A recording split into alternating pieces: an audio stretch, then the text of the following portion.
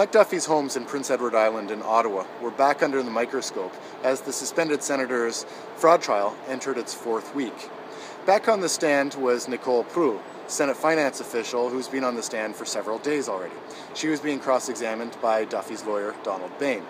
Now, Bain immediately launched into allegations that Proulx was more interested in defending Senate staff from bad press, specifically that they had dropped the ball because they had rubber-stamped the senator's expenses, rather than saying whether Duffy had actually broken any rules or not. That prompted a number of nasty exchanges between Bain and Proulx, which carried on even after Bain had moved on to talking about Duffy's homes.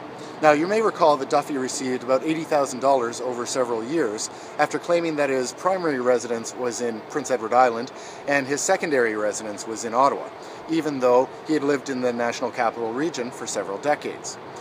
Now, Bain methodically walked Proulx through a number of Senate rules and guidelines, basically showing that there was no definition of primary or secondary residence, and that Senate rules said Duffy was entitled to claiming the living expenses because, again, his home, his primary home, was more than 100 kilometers from the capital. Proulx admitted that in the documents Bain showed her, there was no definition, and she wasn't aware of a definition, of primary and secondary residence.